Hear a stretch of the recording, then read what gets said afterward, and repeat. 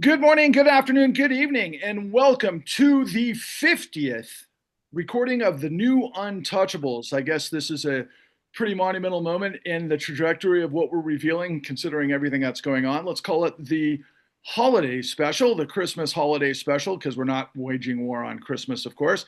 But things are coming at us fast and furious since the last time we talked. And of course, we're recording this on December 19th, 2025, approximately 5 p.m. Eastern Time.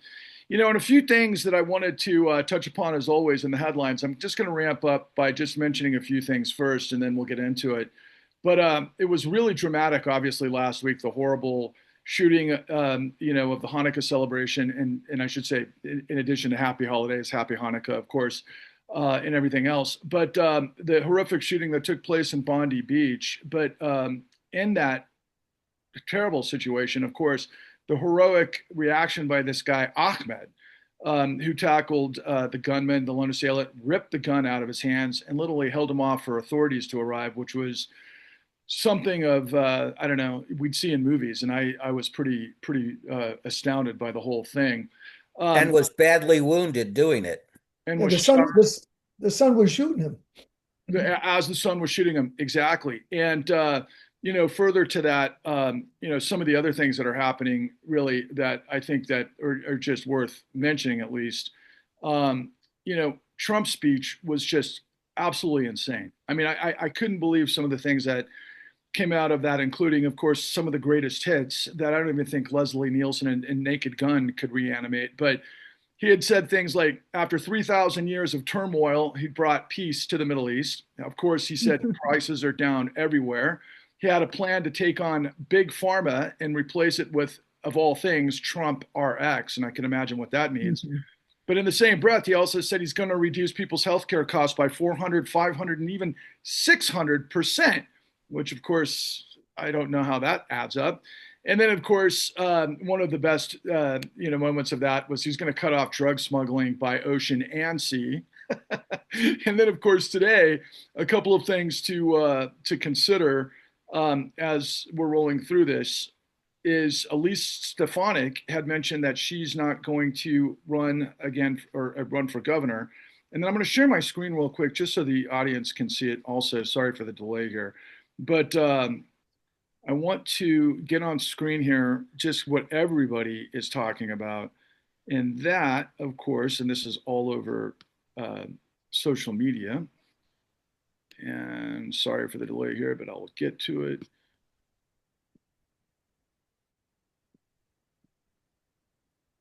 The Epstein Files. Justice Department is going to release a trove of Epstein Files, but of course, not all of them.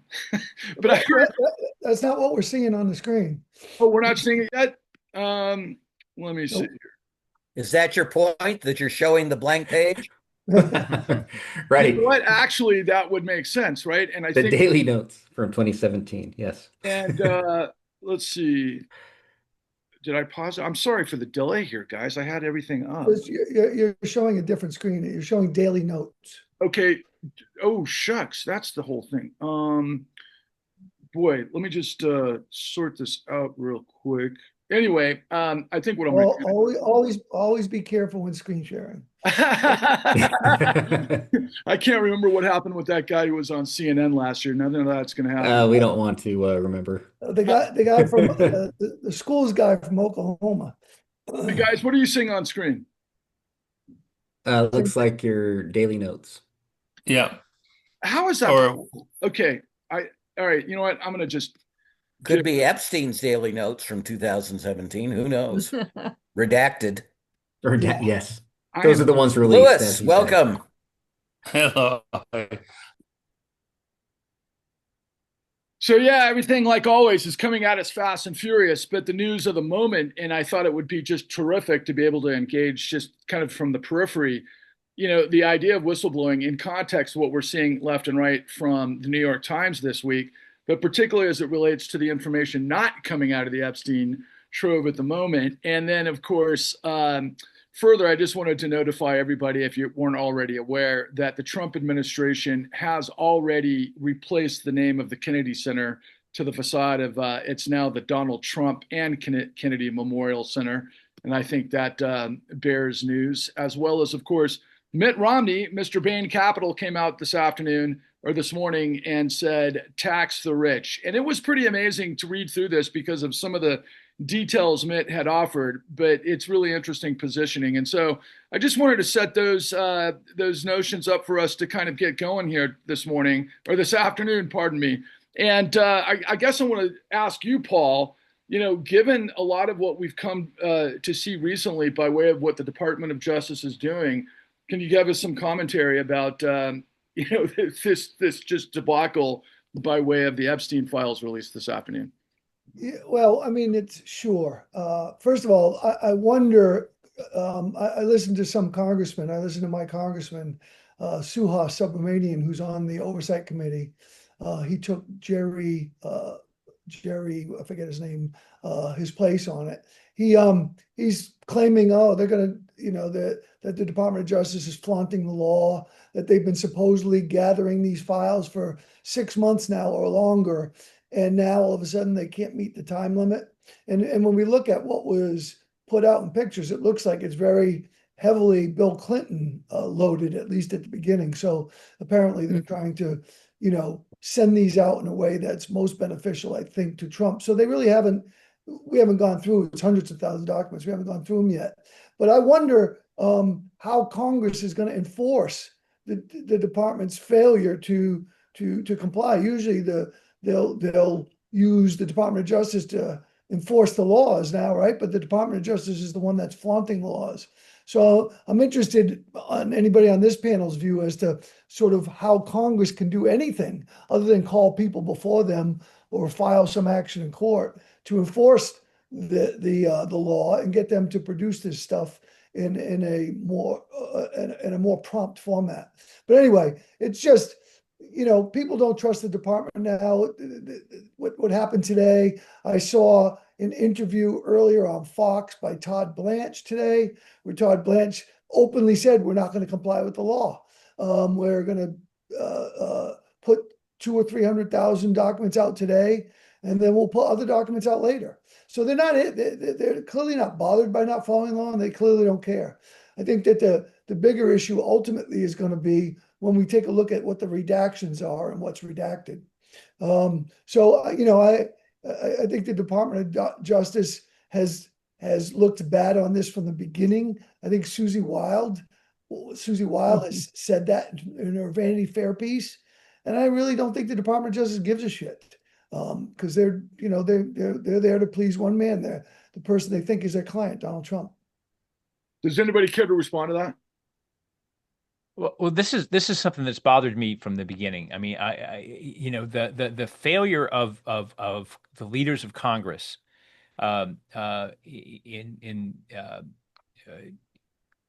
Senator Thune and Speaker Johnson to defend their institution has frankly been a failure that would surprise the founding fathers. All I know, having spent a decade mediating and litigating claims between branches of the Ohio government, how jealously those branches guard their prerogative, even the Senate versus the House.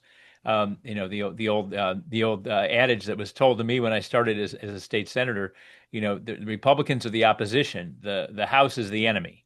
But frankly, the Speaker and the Senate President ought to be all over writs of mandamus to require this administration to follow the law that they've passed. Now, clearly, they've got a potential impediment in the U.S. Supreme Court that seems to read the Constitution a lot differently than Madison, Jefferson, Hamilton, or any of the founding fathers. But at the end of the day, it's a pretty clear document, and some of this futzing with not just the authority to look at a pedophile's files, but the spending authority that's being the decimation of agencies like the Consumer Finance Protection Bureau.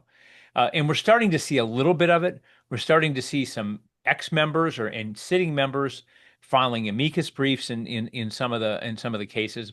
But the challenge here is, who really has standing to enforce that claim other than the institution that enacted it. I mean, there's no, certainly the victims. I don't think the victims necessarily want all these files released, and so that they might have standing, but I'm not sure they would have an interest in enforcing that law.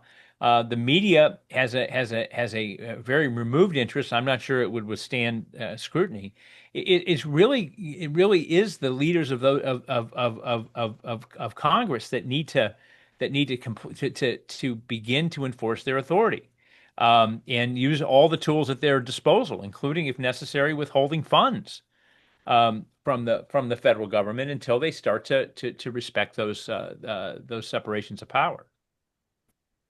I feel like those who are much more qualified than I should jump in unless I move on to the next. But I'm just going to linger here for a second to see if anybody wants to respond to that. Yeah, let me address the question what we're really looking for. And I think that's a huge question, and one that is going to ultimately require some degree of whistleblowers. But I want to flag what's already in the public records is enough to launch a full-scale investigation. So let's run through a little bit of what we know and what we don't know. First, Trump is a misogynist. He is guilty of sexual assault. He's been found to have committed sexual assault by a jury. He admits to grab him by the pussy and a variety of other allegations of misconduct. What's the only thing we don't know? Evidence that might persuade a criminal jury beyond a reasonable doubt that he has committed sexual assault and almost certainly rape involving underage girls. We don't have that evidence. It may not exist. There is at least one allegation, and one can question how how credible it is.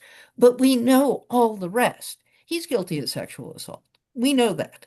He was approaching all kinds of women, whether they wanted to or not. We know that. He and Jeffrey competed for girls and women. So all we don't know is what he did with underage women at Jeffrey Epstein's house. That's the only thing we really don't know. But the rest of it is there. It's in the public record. He's admitted to much of it, and it's disgusting. Okay? So what difference would it make if we knew a little bit more? Who would bring the prosecution? No one. He is immune while he's in office. He may not live very long after he leaves office. So what is it we want? Number two, I think the real story is the financial matters. So when you come through the Epstein files that have been released to date, what Epstein seemed to have been suggesting is you want to go after Trump, go after the financing of Mar-a-Lago and his other properties in Florida. Epstein seems to know a lot about that. What is that about? Well, David K. Johnston has talked for years about Trump's relationship with Russians and money laundering, that he is in bed, certainly figuratively and maybe literally, with any number of Russians who are involved in money laundering in a way that has the Kremlin hooks into Donald Trump. We know that. We don't know the details. Nobody has ever bothered to investigate that we know of, though there was a national security investigation of some kind that remained secret. But that's what Epstein was talking about. That's where he was sending investigators. If you want to go get dirt on Trump, that's where you should be looking. And within the last week, we have had discussions of the Russians who are bailing out Truth Social and a variety of financial deals within the last year. Okay? And that means the Kremlin still has his hooks on him, and Donald thinks this is a wonderful idea. The world is transactional. He benefits. He admires Putin. Win-win. And finally, there is the larger question of, how deep do Epstein's tentacles sink in the worlds of finance. But I don't care. And I don't care for this reason. There's a whole lot of corruption. I don't see that what Epstein financial corruption is about is worse than a variety of other things happening right now that may not necessarily involve underage girls. And if you want to talk about underage girls, there's lots going on that doesn't involve Jeffrey Epstein. Where is the political will to address any of those things? It doesn't exist. So right now, I think the significance of Epstein is, as we just discussed, Trump is continuing to defy Congress, and Congress, with the exception of a few Democrats and random House members who may be about to retire, don't care. That's important. And frankly, the drip drip politically is probably worse than anything actually in the Epstein files, unless there is the political will to launch an investigation now or when Trump leaves office. And that investigation needs to prioritize of all the crimes he's committed. And he has committed crimes every year since he got old enough to be able to make decisions on his own independently of his father. Which ones should the country go after? So that's my take. Okay, wow. I'm just going to pipe in here and I'm going to lead it a little bit because I'm just really profoundly impressed by that sort of thought process. Because look, what I've been looking at this whole week, right, and I've been asking the whole time, is suddenly over the course of let's call it the last 2 months, the New York Times, our nation's paper of record, through someone that many of us have worked with, have relationships to, that are leading the charge on the recent revelations that deal specifically with the financial apparatus of JP Morgan Chase. They slightly touched upon Deutsche Bank, but here's the thing: it's 2025, right? These are things that were happening 2006, 7, 8, and it's 2025.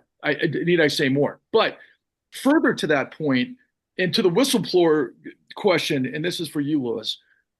I've read over the course of the last several days so these incredible revelations in anticipation, I believe, of the revelation of the Epstein files, for however many we're going to get and what it means and how they're cherry picked and the rest of it. But there was some shocking moments where there were people, let's call them victims, that could also be described as whistleblowers, that had specific information about some of these questions that June just elicited, right? And yet they've been threatened.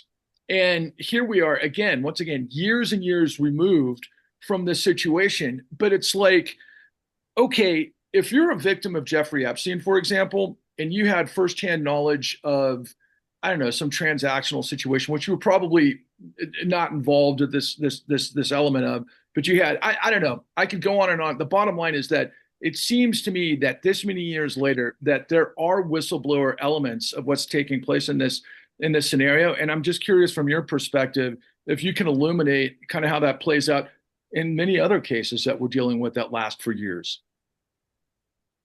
Well, I tend to think that most of the people who are being threatened are victims rather than whistleblowers, which is, in some cases, it's just a semantic difference probably. But I think the thing that's similar is the threats and the danger that has been manifested upon these people, and that's what we're seeing at the higher levels of government with the whistleblowers on this administration, and it happened also during the first Trump administration. If you recall, the whistleblower on the Ukraine, the original Ukraine whistleblower, which really led to the impeachment, is he was definitely doxxed. His name was identified. No one has attested to whether that was an accurate name, but nevertheless, it was put out by the Trump family and family and cronies of Trump, and that's been the wheelhouse for a very long time. And then if you look at certainly the New York Times piece of a day ago, where it's an amazing article about the whole history of the relationship between Trump and Epstein, that the threats to these victims was very, very similar, 15 years ago and 20 years ago. So it's been a sort of a form of silencing people, which is probably comparable to organized crime. Yeah, Marc, I want to turn that to you because that's what I was inferring, quite frankly, from that article that Lewis just cited, where there is inference to Les Wexner. Yeah. His money. And then it goes into Leon Black. But, Les Wexner specifically, because he's in your neck of the woods, but he plays a huge role in this. I wonder if you can kind of bridge some of these concepts together. Well, I mean, I think, yeah, I think, and I think Paul can speak better to this than and June and Bill. I can't tell you the number of situations where I've seen that you find you start investigating one thing and you end up finding criminal activity that you never even anticipated. And that's, I think, what we're going to find in the Epstein file, and it's going to involve, a lot of powerful people. I mean, this guy, I could see why Epstein and Trump were friends, because the guy was running a grift. Of monumental proportions based on the emails that have been released. I mean, this guy, and he had absolutely nothing to offer these rich individuals other than kind of an ability to make them feel good about themselves. Now, Trump worked on the opposite end. I mean, his grifting skills were honed on trying to make people feel bad about themselves. So they actually, thank God, they never managed to really combine in a partnership, because it really would have been a monumental con game that the two of them could have run, because they really operated at opposite ends of the spectrum.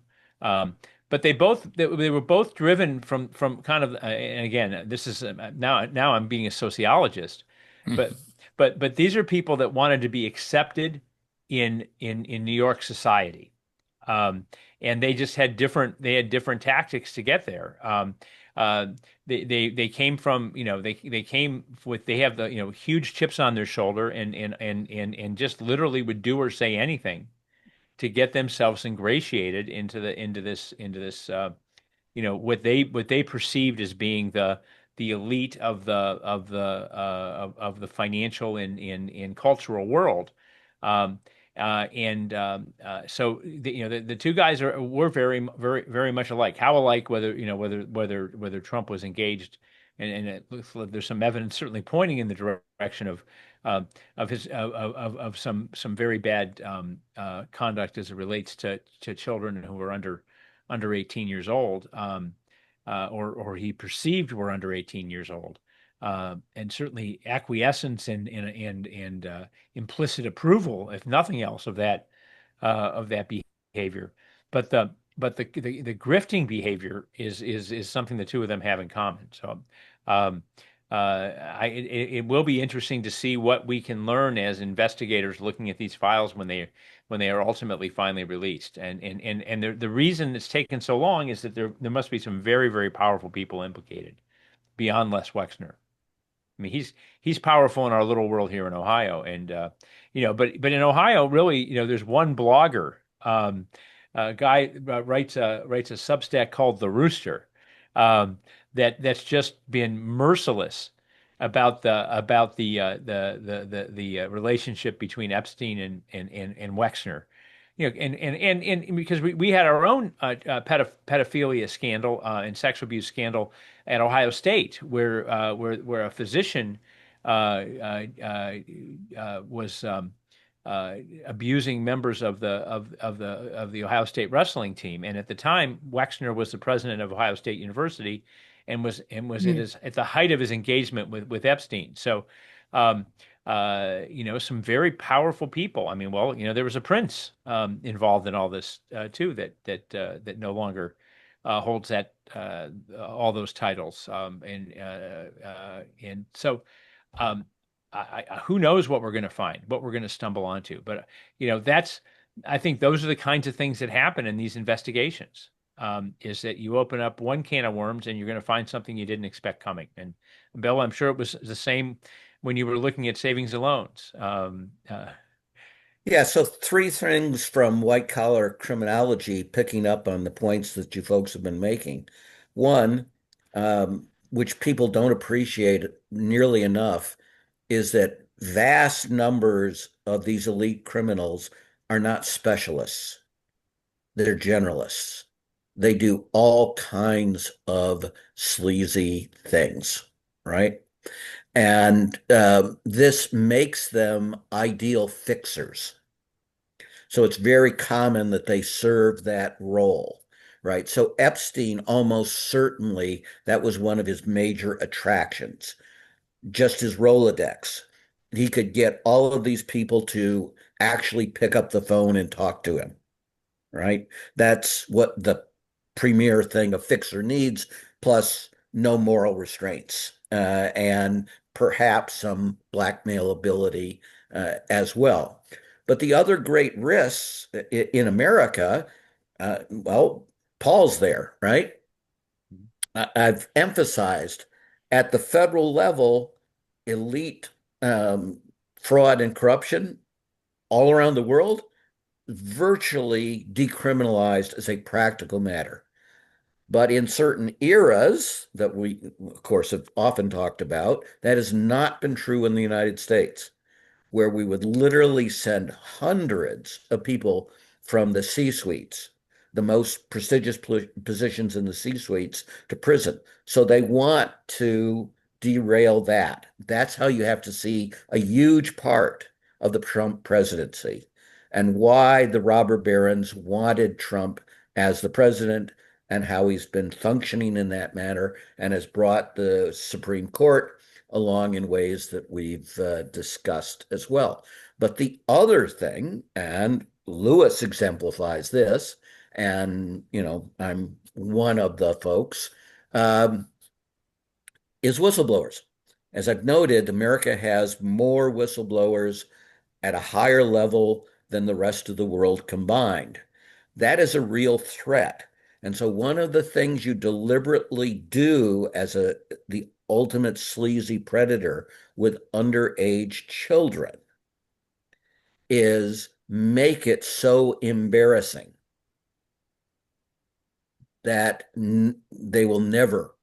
I mean, the worst thing in the world they can imagine is having to testify and explain what was done. I mean, the degradation isn't just that these guys get off on it. It provides a vital ability of them to continue it. And it is one of the reasons why suicide is so common in these kinds of circumstances. And you don't want to, as a regulator, a prosecutor, a journalist, push a victim like this very much, right? Because you actually fear that you could push them into suicide by making them face these things. And so it's the very disgusting nature that's how inhuman they are that provides this unique defense to them that we would emphasize from criminology. Eric, I'm going to turn this to you, but I want to make a retraction real quick that just occurred to me while everybody was sorting this out. Last week, I had accidentally, when the original photos were released last week, I had accidentally inferred that one of the photos may have included Pam Bondi. It didn't. I realized it was Eva Anderson Dubin, who was a Swedish model who was involved with Jeffrey Epstein, who became a physician, and her husband became a hedge fund guy that did business with Jeffrey Epstein at JP Morgan Chase. So I just want to touch upon that.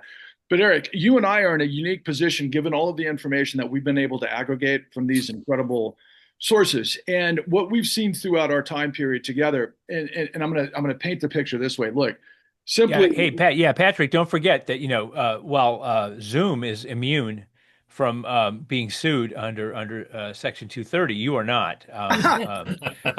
So well done to Well, I try to be as accurate as I can, given that it's a lot of information that, coming out as fast as but to make a point, that this is thank you.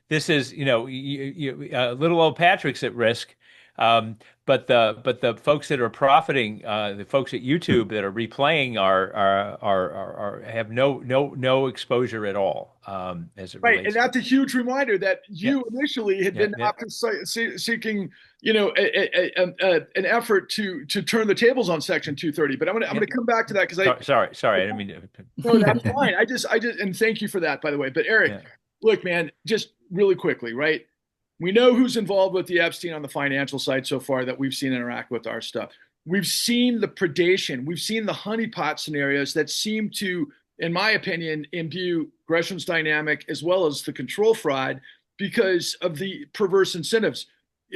Not to put too fine a point on it, right? So, does it astound you that literally the con seems to be a much bigger sort of expression of their diabolical behavior, right? If they're able to do this behind closed doors, what are they able to do to the American people writ large?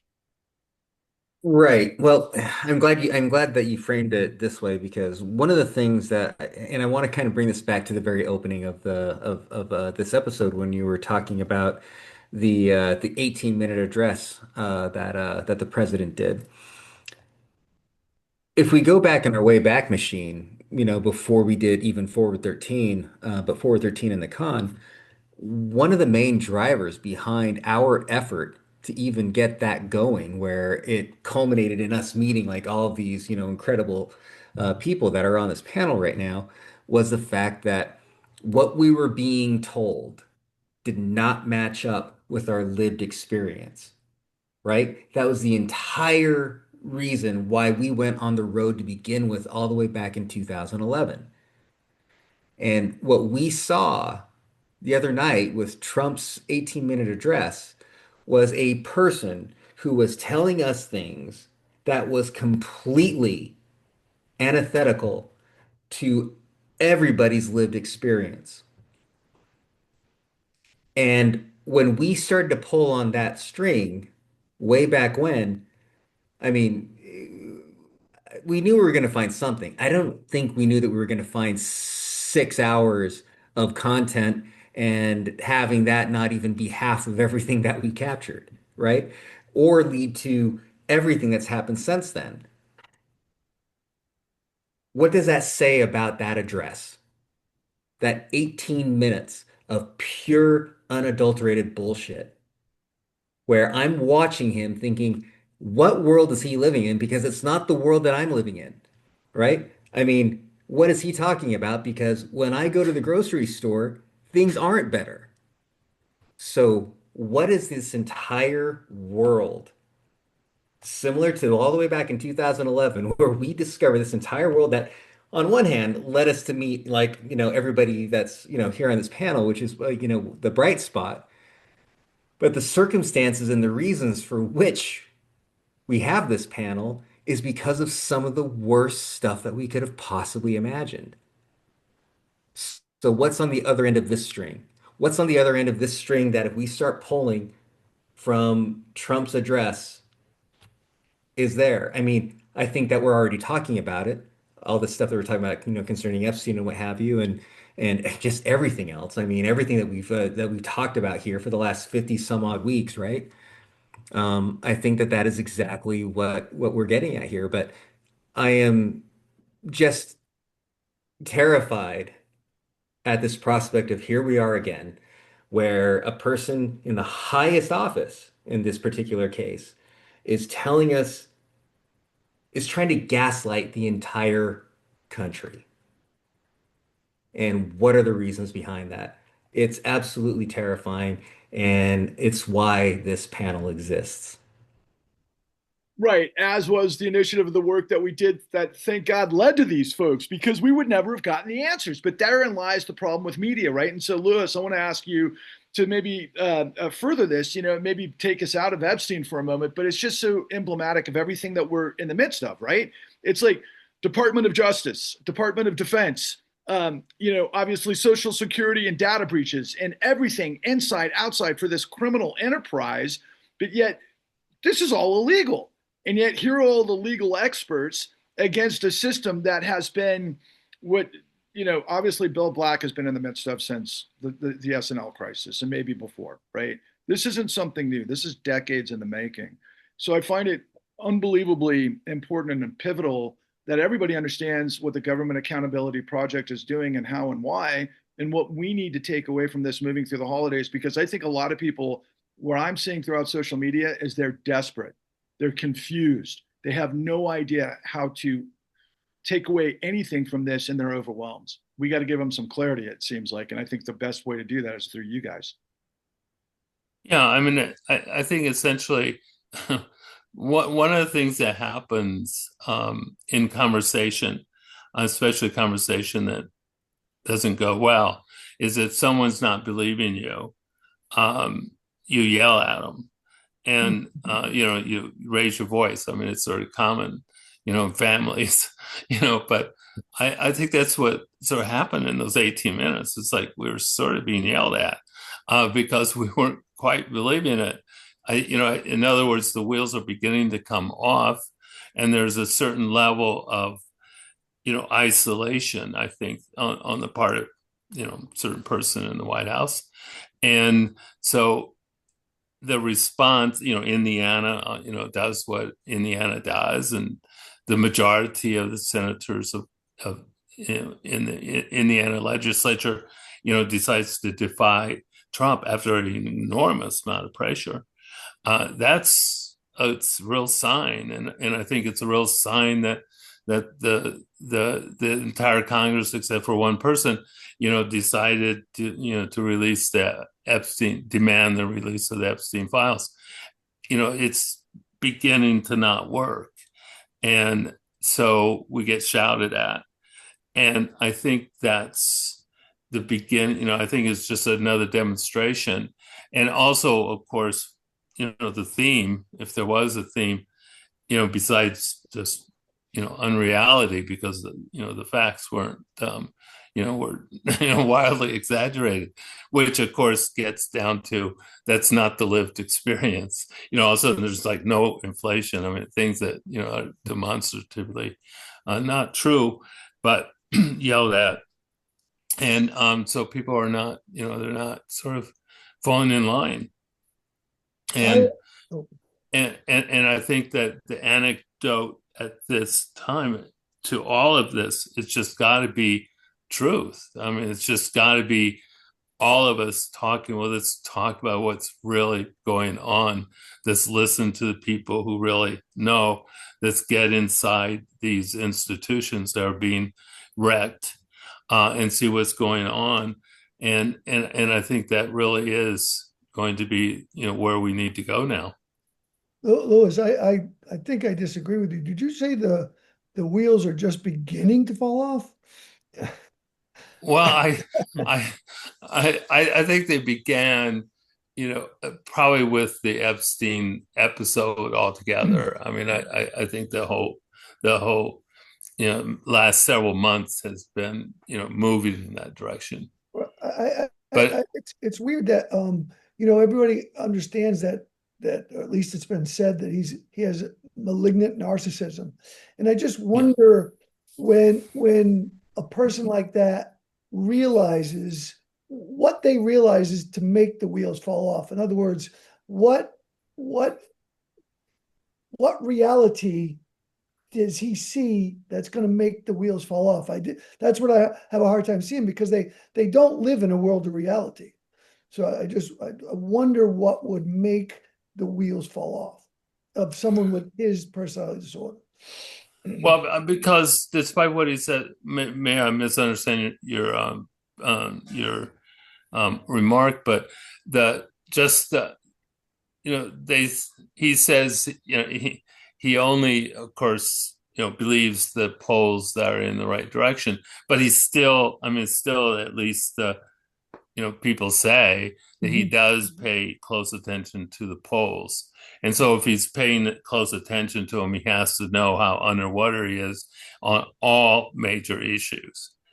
And so therefore he's seen those. And so, no matter how isolated you are, unless you're a monk somewhere and in a mountain somewhere, you really do have to see what's going on around you, despite what you might, how isolated you are in terms of anyone around you telling you anything but that you're great. But other than that, you're seeing it, and that's what I'm expressing, that I think it's dawning on him how it's not working, and this sort of desperation now of yelling at us as a people, and then also putting his name on stuff. I mean, I think it's sort of the reaction of someone that's all of a sudden becoming less popular. It's like, how would a narcissist? I haven't, I really don't have any idea. I've not known many. But it's like, it seems like it's possible, and that's hardly my profession, and I'm way out of my profession. But nevertheless, it seems like one of the things that you might do is to react in ways like all of a sudden wanting to throw your name on stuff, more than ever. I'd be interested, June, do you have a view on like what makes someone who doesn't seem to be in touch with reality react that way? Well, let's start. He's almost certainly dying. We don't know what the medical diagnosis is. I mean, the rumors from, my friends who are plugged into DC gossip is congestive heart failure, not dementia. But he got a negative bill of health. How do we know that? He started talking about whether it was too late for him to get into heaven. We know that he went back for a second medical visit, not a second annual visit. Those don't happen. He's been going back to Walter Reed. He has MRIs. We don't know on what. Something serious is going on. So for a narcissist who is getting some information, he's dying. And he is concerned with his legacy and hanging out onto power and a certain sense of intensity and urgency. He's always had that kind of manic energy. So you've got that going on. But the second thing, I think the big picture about taking, and I'm curious how the rest of you see it, but when I go through the history of Donald Trump, the history of the real estate deals, the racism, and being charged with racial discrimination with his father way back when, his misuse of women, which certainly is illegal and constitutes sexual assault, whether they were of age or not. The frauds, the endless frauds, the accounts of his deals with casinos in New Jersey. It's not just they went bankrupt, but he was in league with the mob. And when things went bad, what did he do? He ratted out the mob to the authorities. So he's been engaged in this stuff from the beginning. And the question is, what does this say about us? The fact there have been no criminal prosecutions. Indeed, as far as we know, there have been minimal investigations of what is rampant fraud and maybe not sexual misconduct on the order of Jeffrey Epstein, but certainly a network of bad business deals by somebody who inherited 300 million, unlike Epstein, who started from scratch. All of those things are tied together in terms of unsavory behavior then, I mean, what is Epstein doing? He's ripping off wealthy people who should have known better, who continue to deal with him. What is Trump doing? He is ripping off all kinds of people, mostly less powerful people than he is, and getting away with it. And so Donald Trump in the White House now as the epitome of somebody who talk about being in over his head. We all know he's not very bright. I guarantee you, he could not get into my law school, and he couldn't graduate if he got in. Um, and that was when he was young and relatively on top of things. So, what is going on? Who is pulling the strings? That's what I'd like to know. And we know of two groups who are pulling strings. We know Silicon Valley decided it was in deep trouble. It was in trouble on crypto. It was in trouble because of higher interest rates. And it may have been in trouble on AI with Biden weekly putting in place some regulation of AI. And they decided spending, what did Musk dump? 300 million on the campaign? And 10 people donated several hundred million on the campaign. 10 people total besides Musk. They bought a presidency. And I have friends out in Silicon Valley, and they said that the guys, the tech pros, said to them directly, we know Trump will be bad for the country. We don't care. We're in deep trouble. He will rescue us. And he did. They're pulling strings. Vladimir Putin's pulling strings, or the Russian money launderers. We don't know if it's Putin directly. They're pulling strings. And the destruction of the country is in the interests of the oligarchs and Vladimir Putin and a handful of other people who, like Trump, are narcissists who think they're going to pick up the pieces. That's what we should be terrified I, I think Bill June just nails it, and even though it's the same question to you, I'm going to add just one other wrinkle to it. One thing I neglected to mention was Trump's attack of again Somalis in Minnesota, but to that to the point that June just made, what you've frequently mentioned the dark triad. Can you further that with what June just mentioned? Yeah, and the dark tetrad, which adds to the psychopathy and the Machiavellianism, also something that's very much appropriately in the news, and that is someone who takes delight from other people's suffering. And of course, there's a word for that. And that's the other one in the tetrad, along with the narcissism that you talked about. Now, he's reached, narcissism to a new art. His name is now before Kennedy's name. And the Kennedy Center, and especially in this season of major holidays in a number of faiths, his tablets are in gold, baby. And the tablets name him as, you know, basically God on earth type of thing. So they must be real. And as to June's point about you can't have two annual exams, well, if you can reduce prices by 800%, of course you can have two exams. You can have 12 annual exams. Everyone should go on to the web and look at what's the name of the famous New York shock jock Howard How, Stern. how, Assert. Howard Stern, yeah. who had Trump, his daughter, and one of his idiot sons. I can't tell the difference between them. Um, and he gave them a very straightforward subtraction problem. These are three graduates of Wharton.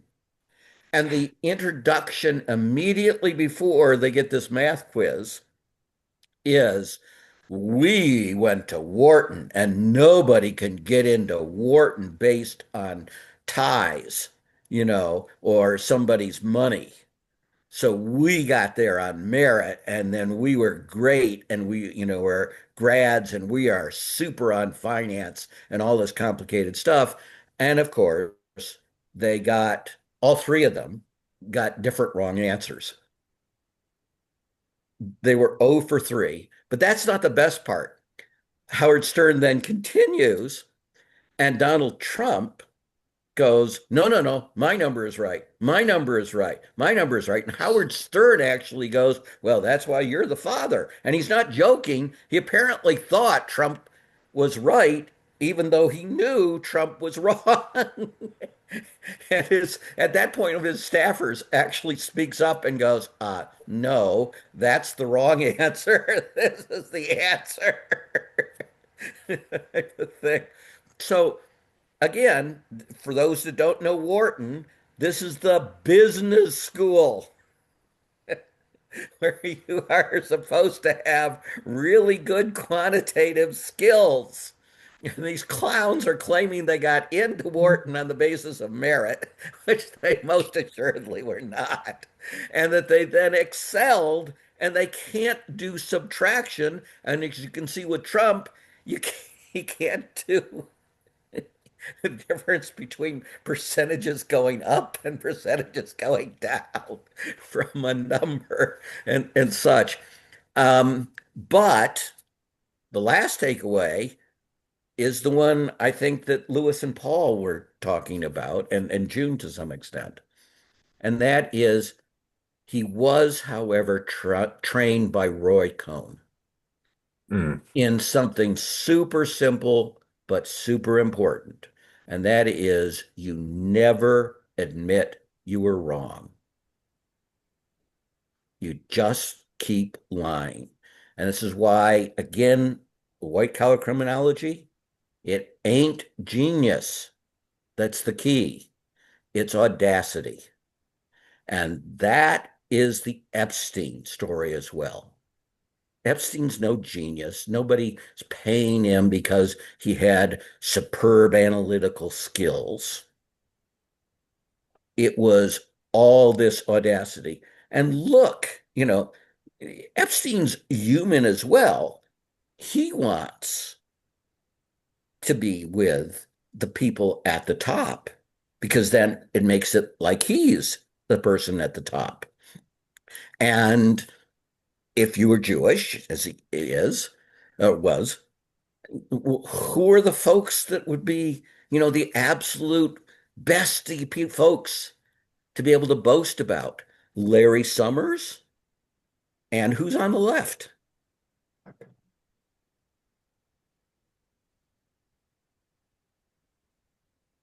Who was the lefty intellectual? You're talking about Noam Chomsky. Noam Chomsky. Had nothing to do with we agree on things or policy issues. Do we share this prurient interest? And do we find each other useful in terms of these networks? And that ability to hobnob with those folks, with royalty, UK royalty, with someone who becomes president of the United States of America, and then a second someone who becomes president of the United States of America. That was the epitome, such good knockus. I am in league with the greatest geniuses of all time, just like when he claims about his uncle, the prof, who he invents fields that his uncle had nothing to do with and such, but then says, I must be a genius because I have an uncle that was a professor. It's all good. It's audacity, folks. Well, yeah, and go ahead. Well, also, I think there's a very close relationship to just impunity. The fact is that they could do this. They got the money, they got the connections, so they can do it and get away with it. And just as as the Hollywood tape, indicated, and I think that is been borne out. You can be accused of being essentially attacking women all your life and become president, and on the eve of your first election you can have that kind of tape out, boasting about the fact you have money and you can do whatever you want with women and you get elected. So they're right. You can't get away with it. Can I just add one thing to build on your point? They haven't released the actual transcript of the interview by the by the DAG, the number 2 person in justice. Apparently, the tape, people that have listened to it, it is filled with laughter. Right. Think of that. God. Laughter by the dag as to Really? dealing with this scum of the earth. And one thing that's proven true with fraudsters, just another small point, is as it relates to impunity, unless they're held accountable, they will keep doing it. They Yeah. will not stop. They'll expand. They won't just keep doing it. They will expand. Yeah. Yeah, can I come at that in a minute? I mean, this was essentially the takeaway of our book, Fair Shake, Women in the Fight for a Just Economy, is what's the coin of the realm now is the ability to break the rules and get away with it. It's what Mhm. makes your hallmark as an executive. It is what these executives look for in the lower ranks. And there's a book called The Haves and the Have-Yachts. So who are the have-yachts? And it comments in today's world in places like Greenwich, Connecticut, the ritzy suburb of New York with mainstream financial executives, that it used to be if you were too unsavory, you could get frozen out socially. But now all that really matters is how much money you have. And if you really have that much money, it's probably in the Cayman Islands. That's now what counts, and it's the only thing that counts. Well, we've come to an end of this incredible hour, and I just want to say from the bottom of my heart, thank you to you all as I always do. And I just want to reiterate, from where Eric and I started our journey, it was because the world didn't make sense. Now it makes complete sense. But what we've continued to try to do is just get this messaging out to the millions of people that have got to get hip with it. I mean, what we're in the midst of now is so pedestrian. I mean, it's so elementary. It's so ridiculous. The stuff that we're seeing right now just never ends. And yet people, like I said, are lost. They don't need to be lost. These people here who give their time freely to give their expertise, their understanding, they've done this for decades. And whilst we go into the holiday season, we think, and a lot of people think religiously, right? Maybe they think about judgment. Maybe they think about the end in terms of joy and everything else with their family. I hope they think of judgment, because really a nation without the integrity of law is a nation that's going to fail.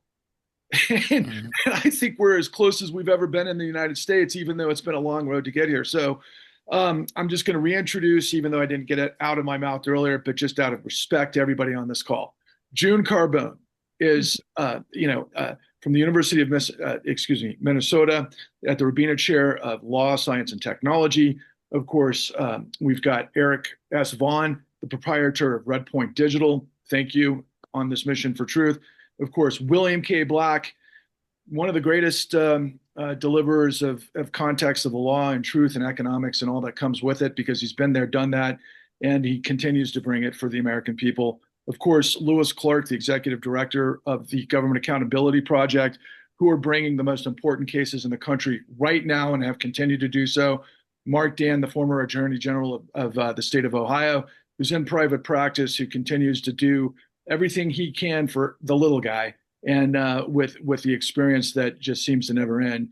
And of course, finally, Paul Peltier, the former prosecutor with decades of experience at the Department of Justice, who's been there, done that at the highest levels, and he continues to bring the truth for us every time he joins us. So thank you to you all. Happy holidays, happy Hanukkah, Happy Merry holidays. Christmas to everybody. And Happy I'll look holidays. forward to seeing you, and Happy New Year to you all. Take care. Merry Christmas, Happy New Yeah. Year. Thanks, guys. Happy New Year. Thank you. Ladies. Be well.